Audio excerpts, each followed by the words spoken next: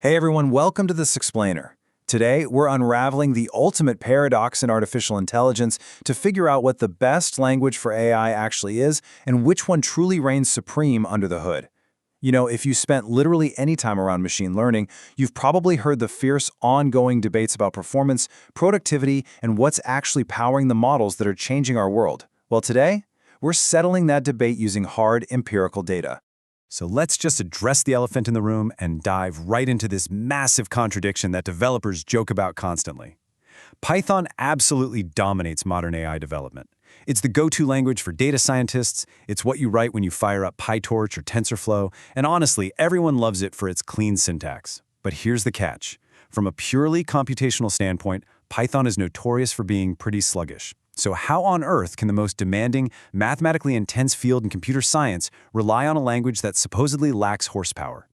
To really put this into perspective and give you a sense of just how slow we're talking here, a recent, super rigorously controlled benchmark out of the Technological de Monterrey found something staggering. When computing AI algorithms totally from scratch, Python was a whopping 315 times slower than C. Let that sink in for a second. A task that takes a C program just one single second to knock out, that exact same task could take a pure Python program over 5 minutes. I mean, if AI models require billions or even trillions of calculations, a 315 times slowdown should mathematically just disqualify Python from ever being used, right? Well, to understand why this massive performance gap even exists, we have to look at Python's design versus C's. See, Python has this highly flexible interpreted design. That means it translates and executes your code line by line as it goes. Plus, it uses dynamic typing, which means that the system literally has to figure out if a variable is a number, a string, or a list right at runtime, every single time it does an operation. C, on the other hand, uses a lightning-fast statically compiled architecture. It checks all those types before the program ever even runs, translating the whole thing into pure machine code ahead of time. The big takeaway here is that Python's foundational design choices make it an absolute dream for developer productivity, but basically a nightmare for executing raw multi-core math. Think about it. Python has automatic garbage collection to manage memory. That's great for you as a developer, but it adds constant background overhead. Methods in Python are first-class objects, meaning they eat up memory allocation on the heap just to be called. And because standard CPython lacks a just-in-time compiler, it just can't optimize those heavy repeating loops on the fly. And honestly, this bottleneck is perfectly summed up by something called the Global Interpreter Lock, or the GIL. The GIL is basically a mechanism that stops multiple native threads from executing Python bytecodes at the exact same time. When you evaluate execution times for things like string operations, you can see how the GIL essentially flatlines any speed improvements. Like, even as you throw more and more CPU threads at a task, going from 2 to 4, 8, or 16 threads, the execution time barely budges in standard Python. It's actively blocking true multi-core parallelism, which happens to be the exact thing modern AI relies on. But here's the magician's trick, and really the answer to our paradox. Python isn't actually doing the heavy lifting in AI. It acts more like a conductor. When you write a machine learning script, Python is just providing that clean, easy-to-read API. But the second you execute a complex matrix multiplication, Python hands the math off. The actual number crunching is instantly delegated down to highly optimized native libraries like PyTorch and NumPy, which are written in C, C++, and CUDA. So Python simply tells the orchestra what to play, while those compiled languages play the actual instruments. So, here is our agenda for uncovering the true performance.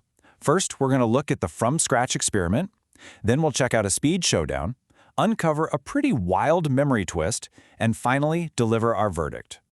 All right, starting with Section 1, the from-scratch experiment.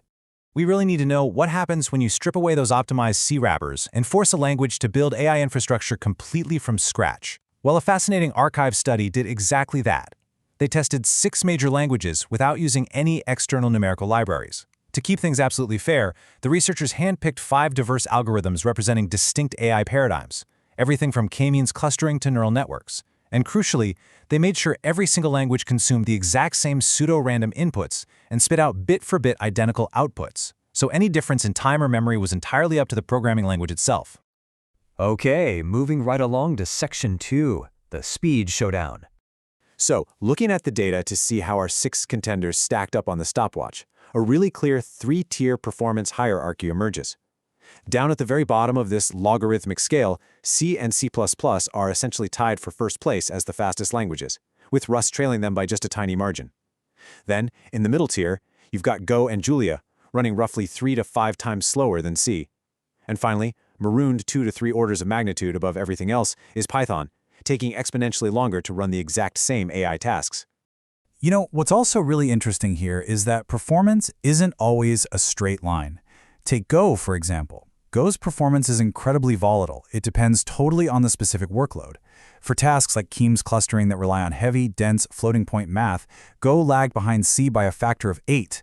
But on K-near's neighbors, which leans more on indexing and array comparisons, it was only 2.6 times slower. It just goes to show that a language's efficiency can shift wildly depending on the specific AI algorithm you're running. Let's jump into Section 3, the memory twist. Because just when you might be thinking execution speed is the only metric that really matters in AI, memory footprint steps in and completely flips the script. Take a look at Julia, for instance. Julia might be reasonably fast, often faster than Go, but it demands a massive, fixed memory footprint of 224 megabytes across all workloads. Why? Because it has to boot up a huge, just-in-time compilation runtime before it can even start working. In stark contrast, C, C++, and Rust stay incredibly lean, operating efficiently below 6 megabytes. I mean, if you're trying to deploy an AI model to a smartwatch or a tiny embedded sensor, Julia's memory appetite instantly knocks it out of the running.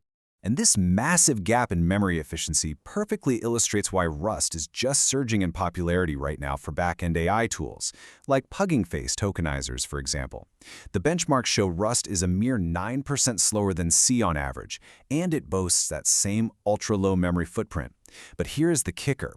Unlike C or C++, Rust provides robust, modern memory safety guarantees without relying on a bulky garbage collector. It literally prevents a whole class of memory leaks and crash bugs right at compile time. It's like getting the raw, bare metal speed of C, but with heavy-duty guardrails on a highway. Which brings us to our final section, the verdict. So, considering all this data, the execution speeds, the memory footprints, what is actually the best language for AI? Well, the big takeaway from this explainer is that there is absolutely no single silver bullet. Your optimal choice depends entirely on what you're building. If your only goal is maximum face-melting speed, C and C++ remain the undefeated computational champions. If you want top-tier performance but refuse to compromise on security and memory crashes, Rust is your guy. If you're memory-constrained but still want a modern managed language, Go is a brilliantly balanced alternative. And for rapid prototyping, Python remains totally unparalleled in productivity, as long as you remember it's just the conductor, relying strictly on those heavy-hitting C and C++ kernels beneath the surface. Ultimately, as AI models just keep growing exponentially in size and our infrastructure demands shift more toward airtight security and parallel processing, we really have to ask ourselves, will a highly performant memory-safe language like Rust ever break through the ecosystem barriers to completely replace Python as the daily driver for data scientists? Or is Python's massive library ecosystem and pure ease of use going to keep it on the throne indefinitely, forever hiding its sluggish core behind brilliant C++ magicians? It's a really fascinating space to watch. Thanks for joining me on this explainer, and keep exploring the incredible architecture that's powering our AI future.